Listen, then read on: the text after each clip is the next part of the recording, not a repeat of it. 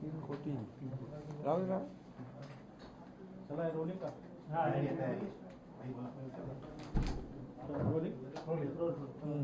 सोलापूर आणि धाराशिव जिल्ह्यातील मोठ्या संख्येने शिवसेनेत पक्षप्रवेश झालेले इतर पक्षातील सांगोला, सोलापूर, धाराशिव, मुंबई, पुणे, अनेक पनवेल, अनेक ठिकाणचे कार्यकर्ते शिवसेनेमध्ये आज सामील झालेले आहेत. मी त्यांचं मनापासून स्वागत केलेलं आहे. गेल्या 3-4 वर्षामध्ये असे विविध पक्षातले कार्यकर्ते, पदाधिकारी, लोकप्रतिनिधी शिवसेनेमध्ये येत आहेत एका विश्वासाने. आणि जे काम शिवसेना करते, बाळासाहेबांचे विचार, आनंद दिघे साहेबांची शिकवण आणि विकासाचा अजेंडा हे घेऊन आम्ही पुढे चाललो आहे. त्यामुळे लोक येत आहेत, जोडली जात आहेत.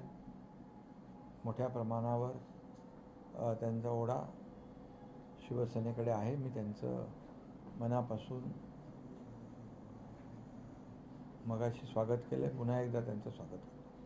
खड्डेमुक्त गणेशोत्सव साजरा करण्यासाठी तुम्ही सर्व महापालिकांना निर्देश दिलेले आहेत. पावसाळा सुरू आहे, गणेशोत्सव आता अवघ्या काही दिवसांवरती आलेला आहे.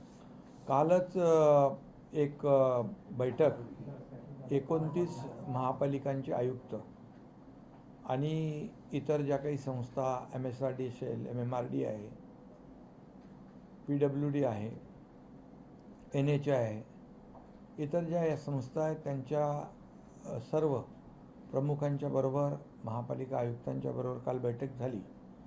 आणि त्या बैठकीमधून प्रत्येक महापालिकेच्या आयुक्ताने आपापल्या विभागामधले रस्त्यावरचे खड्डे असतील, फुटपाथची झाकणं असतील, मॅनहोलची झाकणं असतील, त्याचबरोबर विद्युत तारा असतील, या सगळ्यावर एक चर्चा झाली. आणि गणपतीच्या आगमनापूर्वी हे सर्व रस्ते सुस्थितीत आणण्याचा विश्वास त्यांनी मला दिला आहे. आणि त्यांना पावसाळ्यामध्ये देखील खड्डे बुजवता येतील. डांबर आणि पाण्याचं वैर असल्यामुळे जे आम्ही नाशिक रोडला, मुंबई गोवा रोडला, ठाण्यामध्ये जे अत्याधुनिक तंत्रज्ञान वापरलं, झिओ पॉलिमर टेक्नोपॅच M60 ग्रेडचं रेडीमिक्स कॉन्क्रीट विथ हार्डनर आणि त्याचबरोबर प्रिकास्ट पॅनल, या सगळ्याचा वापर प्रभावीपणे करण्याच्या सूचना मी महापालिका आयुक्तांना दिलेल्या आहेत, जेणेकरून तातडीने हे रस्ते सगळे दुरुस्त होतील. आणि पावसात देखील या ठिकाणी या सर्व नवीन मेथडच्या माध्यमातून, नवीन टेक्नॉलॉजीच्या माध्यमातून रस्ते दुरुस्त होतील, रस्ते नागरिकांना मोटरेबल होतील. गणेशोत्सवाच्या आगमनापूर्वी हे सगळे रस्ते आणि गणपती आगमन आणि विसर्जन यावरच्या रूटवरचे देखील सर्व रस्ते चांगले असायला पाहिजेत, अशा प्रकारच्या सूचना मी काल त्यांना दिलेल्या आहेत. त्याचबरोबर इतरही ज्या काही पावसाळ्यामध्ये धोकादायक काही भाग आहेत, लँडस्लाईड प्रोन एरिया असेल, त्याचबरोबर धोकादायक इमारती असतील, या संदर्भात देखील, पण प्रामुख्याने यावर्षीचा यंदाचा गणेशोत्सव जो आहे, खड्डेमुक्त गणेशोत्सव झाला पाहिजे, अशा प्रकारची भावना प्रत्येक महापालिका आयुक्तांनी त्या ठिकाणी व्यक्त केली. आणि मला वाटतं युद्ध पातळीवर या ठिकाणी ते रस्ते दुरुस्त होतील. वॉर्ड ऑफिसर असतील, सहाय्यक आयुक्त असतील, त्या भागातले अधिकारी असतील, हे सर्वे करतील आणि तात्काळ त्यांच्या भागातले रस्ते दुरुस्त करतील. आणि त्याचबरोबर नगरविकास खात्याच्या अतिरिक्त मुख्य सचिवांना मी सांगितलेलं आहे की ज्या महापालिका युद्ध पातळीवर चांगले रस्ते करतील आणि गणेशोत्सव गणेश भक्तांचा सुखकर होईल अशा लोकांना विशेष पारितोषिक देखील देण्याचा निर्णय घेतला आहे. आणि जे काम व्यवस्थित करणार नाहीत, ज्यांच्याकडे त्रुटी राहतील, तर त्यांची देखील नोंद घेण्याच्या सूचना मी दिलेल्या आहेत. त्यामुळे मला विश्वास आहे की गणपतीपूर्वी हे सर्व रस्ते आपले चांगले होतील. सर, रुग्णसेवा हा तुमचा खूप जिव्हाळ्याचा विषय आहे. आणि दुसरं, परवाच्या दिवशी जे चाकण तळेगावचा जो विषय होता त्या संदर्भात देखील उद्योजकांच्या बरोबर, त्याचबरोबर जिल्हाधिकारी आणि उद्योगमंत्री, त्याबरोबर महापालिका आयुक्त, PMRD आयुक्त, सगळ्यांशीच विविध ज्या संस्था आहेत त्यांच्याशी देखील माझी चर्चा झाली. आणि त्या ठिकाणी देखील युद्ध पातळीवर उद्योजकांना दिलासा देण्याचा निर्णय आम्ही घेतला. काही ठिकाणी सबस्टेशनचा प्रॉब्लेम होता, काही ठिकाणी घनकचऱ्याचा प्रॉब्लेम होता. तर MIDCचे उद्योगमंत्री त्यांना देखील मी सूचना दिल्या. तात्काळ त्यांनी जागा देखील हँडओव्हर केली आणि त्या भागामध्ये असलेले रस्ते खड्डेमुक्त झाले पाहिजे, त्या भागातली वाहतूक कोंडी दूर झाली पाहिजे, उद्योजकांना दिलासा मिळाला पाहिजे. यासाठी शॉर्ट टर्म, मिड टर्म आणि लाँग टर्म अशा प्रकारचं सोल्युशन त्यांना दिलेलं आहे. आणि मला विश्वास आहे की आणि जिल्हाधिकारी दुडी यांना या दोन्ही ज्या कमिट्या केलेल्या आहेत त्याचं प्रमुख केलेलं आहे. मुख्यमंत्री महोदयांनी देखील तो विषय गांभीर्याने घेतलेला आहे. आणि त्यामुळे चाकण तळेगावच्या उद्योजकांचा प्रश्न देखील मार्गी लागेल आणि त्यांना देखील दिलासा देण्याचं काम शासनाच्या माध्यमातून केलं जाईल. रुग्णसेवा हा विभागाची तुमचा- आज महत्त्वाची बैठक तुम्ही घेतली आहे. एक महत्त्वाचे आदेश देण्यात आले. हॉस्पिटलमधल्या सोयीसुविधा रुग्णांना चांगल्या उत्तम मिळाव्यात यासाठी विशेष आदेश. आरोग्य विभागाचे देखील आरोग्यमंत्री प्रकाश आंबेडकर आणि त्यांच्या सर्व अधिकाऱ्यांच्या बरोबर माझी एक आढावा बैठक झाली. आरोग्यसेवा अधिक बळकट करणे, अधिक मजबूत करणे आणि आरोग्य सेवेवरचा विश्वास वाढवणे यासाठी अनेक विषयांवर चर्चा झाली. त्यामध्ये जे अगदी काही इमारती आहेत त्या 10-20% ज्यांचं काम बाकी आहे ते तातडीने त्याला प्राधान्य देण्याचा विषय त्या ठिकाणी झाला. त्याचबरोबर ग्रामीण भागातली आरोग्य व्यवस्था बळकट करणे त्यावर देखील चर्चा त्यामध्ये झाली. सरकारी रुग्णालयांची, त्याचबरोबर कामगार रुग्णालये जी आहेत ती देखील सुस्थितीत आणण्याचा निर्णय त्या ठिकाणी झाला. त्यामध्ये काही CSRच्या माध्यमातून देखील PSC, स्मार्ट PSC करणं, या ठिकाणी त्यांचं अपग्रेडेशन करणं, खालच्याच लेवलला त्यांना ट्रीटमेंट मिळणं आणि त्याचबरोबर हॉस्पिटलची स्वच्छता, साफसफाई, हॉस्पिटलमधलं जे जेवण भोजन देतात ते दर्जेदार असलं पाहिजे आणि त्याचबरोबर क्वालिटी मेडिसिन, जे मेडिसिन आहे ते देखील चांगल्या दर्जाचं प्रतीचं असलं पाहिजे. या सगळ्याच विषयावर पूर्णपणे चर्चा झाली आणि आरोग्य व्यवस्था, जी आरोग्य विभाग आहे तो अतिशय चांगलं काम करतो आहे. स्वतः मंत्री प्रकाश आंबेडकर जवळपास 200 ठिकाणी त्यांनी भेटी दिल्या आणि अधिकाऱ्यांनी देखील भेटी दिल्या. त्यामुळे खऱ्या अर्थाने ज्यावेळेस आपण साईड व्हिजिट करतो, फील्डवर जेव्हा जातो त्यावेळेस तिथली स्थानिक यंत्रणा अलर्ट होते आणि त्याचा रुग्णांना मोठ्या प्रमाणावर फायदा होतो. त्याचबरोबर MPCB जे आहेत ते सिद्धेश कदम चेअरमन, त्यांना देखील सूचना मी दिलेल्या आहेत की जे छोटे STP आहेत किंवा बायोमेडिकल वेस्ट जे आहे त्याचे प्रकल्प जे आहेत त्यांना देखील MPCBने मदत करावी आणि पर्यावरणाचा विषय जो आहे तो पर्यावरणाशी निगडीत विषय जेवढे आहेत आरोग्य व्यवस्थेतले ते देखील, त्याला देखील MPCBने मदत करावी. हा देखील निर्णय आजच्या बैठकीमध्ये झालेला आहे. एक डॅशबोर्ड देखील त्यांनी केलेला आहे आणि संपूर्णपणे रुग्णांची परिस्थिती आणि त्याची आकडेवारी सगळी त्या ठिकाणी आपल्याला पाहायला मिळते.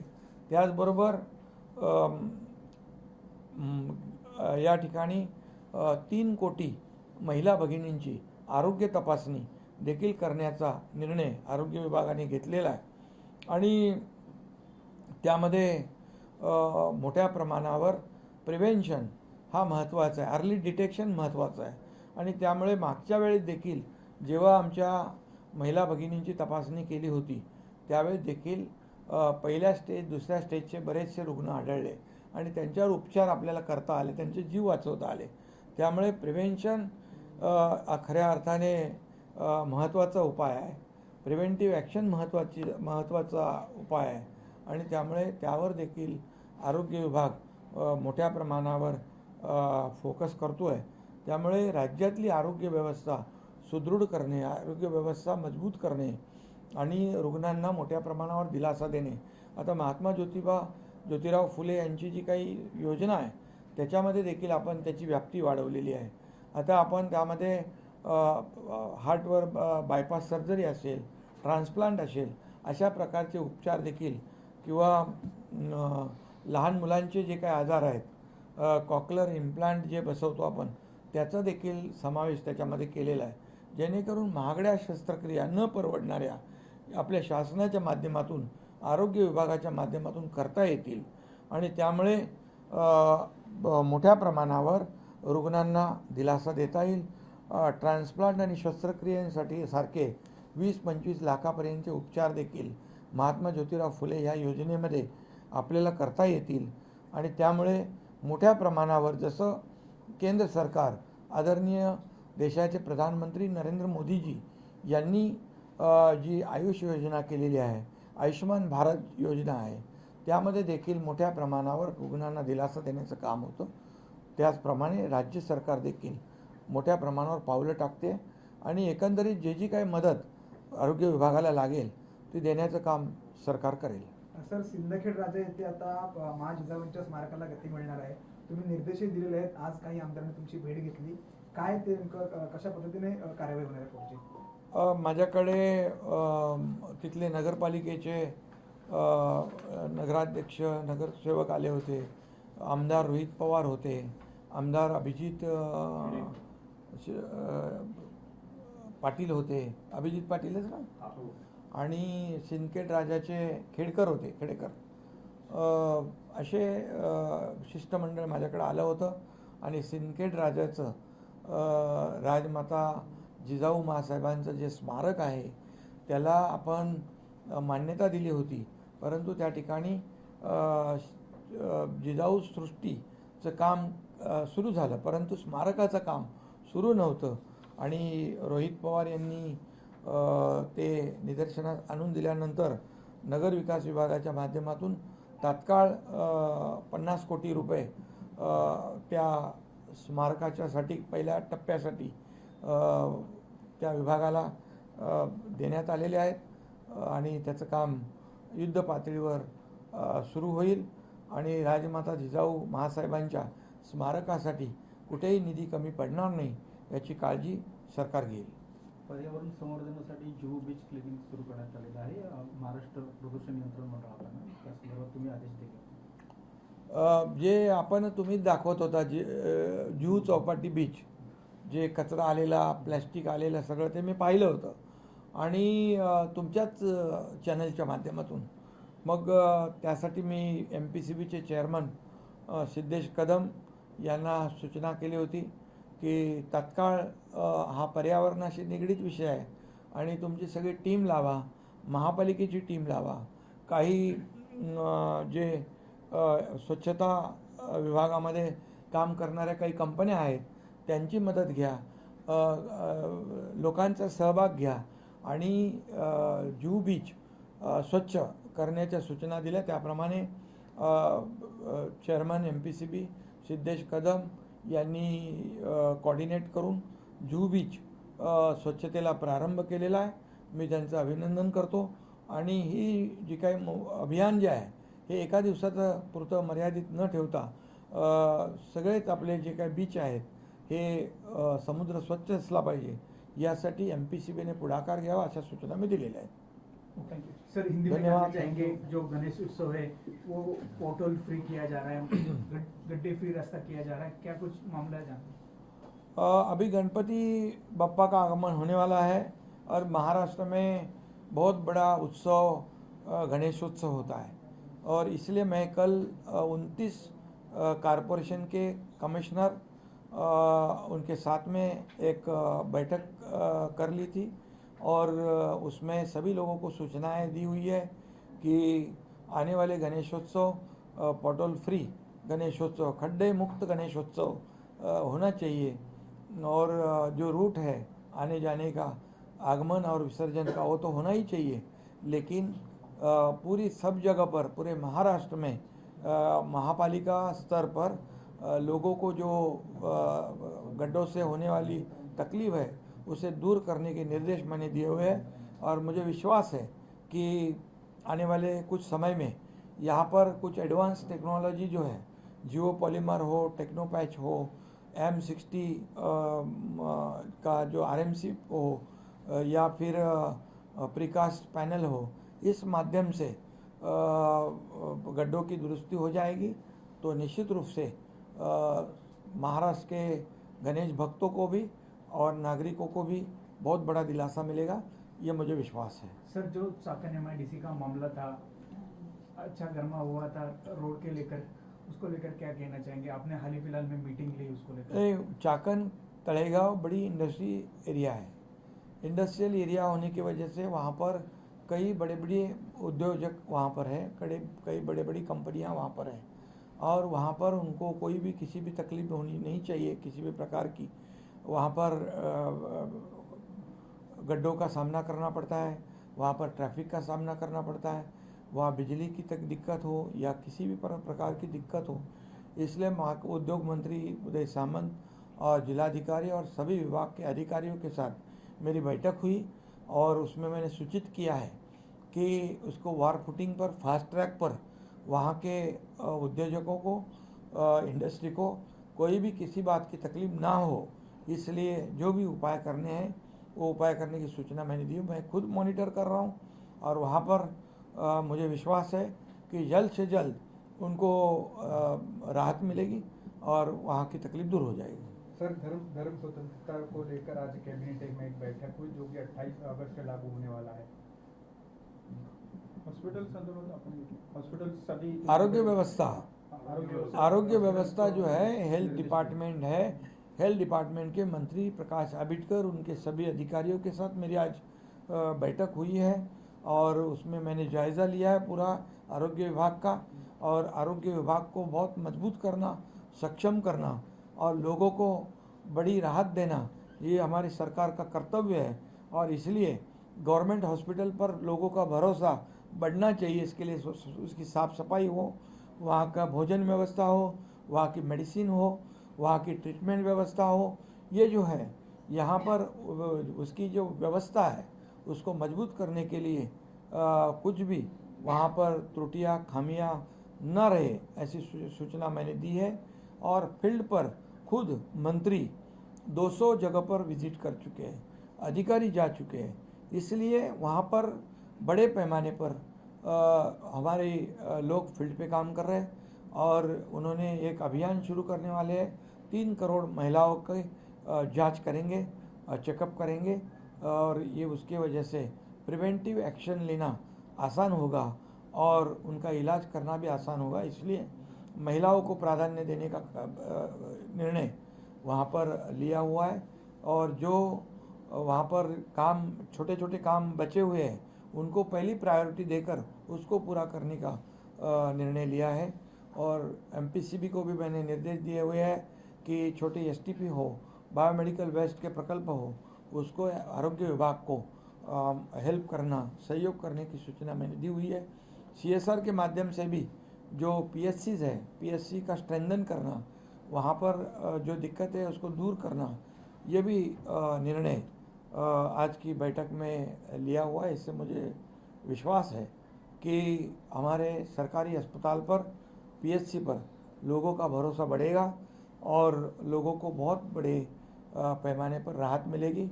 आज महात्मा ज्योतिराव फुले जो स्कीम है, योजना, उसकी व्याप्ति भी बढ़ाई गई है और उसमें जो आज